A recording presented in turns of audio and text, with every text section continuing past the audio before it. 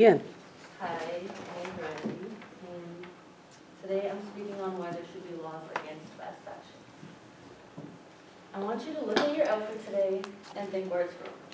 If it's from one of the stores I mentioned in this speech, you may want to rethink your shopping decisions.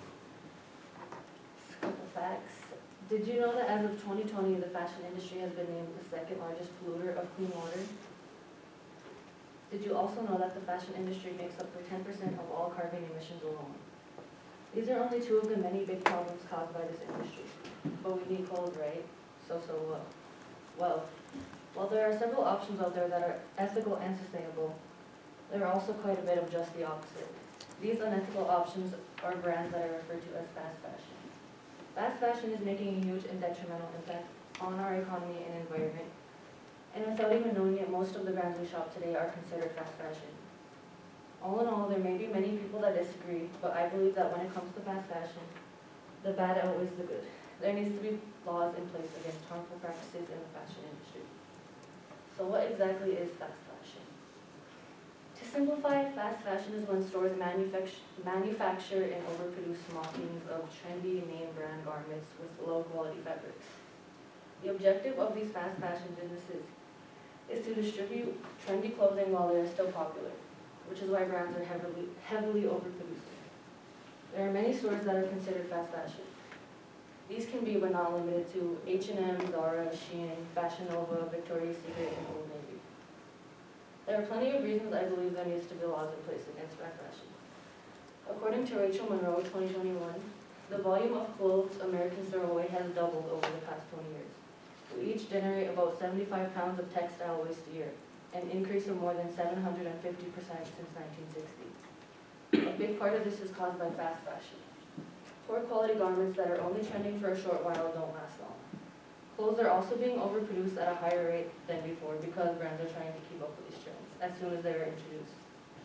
Meanwhile, they are trends, which means they're only hot for a brief period of time. The clothes that are produced but not sold are disposed of in very harmful ways. In 2018 alone, H&M destroyed $4.3 billion worth of unsold clothing, and since 2013 has approximately burned 60 tons of new and unsold clothes, said Sumeda, 2021. Burning these garments releases carbon emissions or greenhouse gases. If they are not burned, they are dumped into our landfills. Our landfills are overfilled with clothing caused by this never-ending cycle. For example, China's largest landfill filled up 25 years earlier than expected due to excessive garment waste. Companies waste clothing to avoid their products being sold at discounted rates when they are out of season. All of these problems could be solved in a more sustainable way, such as being donated or simply slowing down the production of clothing. The fashion industry is the second largest polluter of water in the world. In most countries where garments are made, untreated toxic wastewater from the factories are dumped into our drinking water, which then reaches the oceans and spreads around the world. Wastewater contains toxins such as lead, mercury, arsenic, etc. This is extremely harmful to our aquatic environment and us. 200 tons of fresh water is needed to produce 1 ton of dyed fabric, said Abirasol, 2019.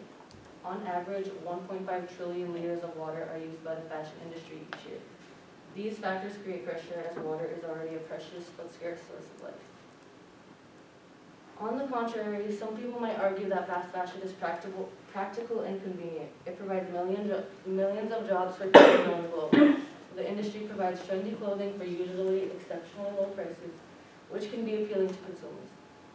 Fast fashion businesses almost always meet consumers' demands. It also allows companies to grow into huge corporations, but all of these advantages come in exchange for a very high price. While not all fashion companies do, most of these companies run sweatshops. A sweatshop is a factory that breaks labor laws. The workers are usually severely underpaid. Garment workers in the fashion industry usually work in extremely poor and unsafe conditions. An example of these poor conditions can be described by the Rana Plaza collapse in 2013. The collapse of the sweatshops resulted in over 1,000 deaths. Most of these deaths were women and children. While it may not make sense as to why there were children in the sweatshops, it was solely because mothers could not afford to hire a babysitter, which forced the mothers to bring the children to be exposed to these horrendous conditions. Sweatshops are typically, but not always, located overseas.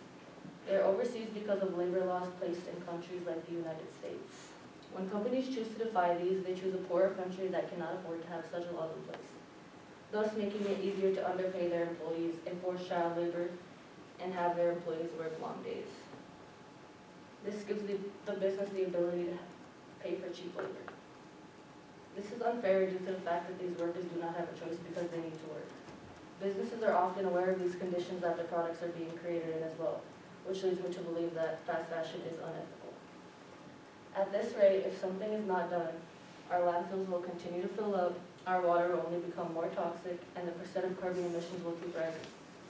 If there were laws in place against sustainable practices, we could hopefully create a healthier environment, if not for us, for our children and grandchildren.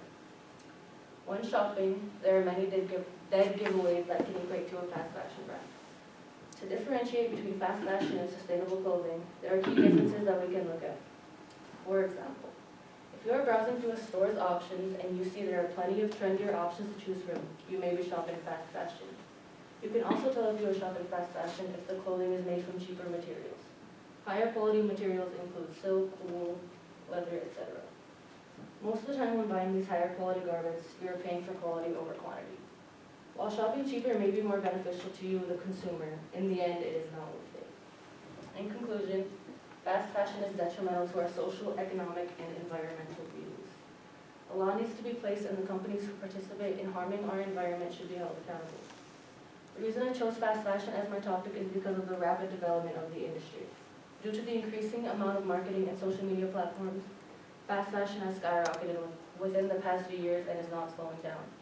As there may not be much we can do about it individually, we can educate ourselves and those who choose to shop fast fashion. We can also do our part by shopping secondhand as often as we can.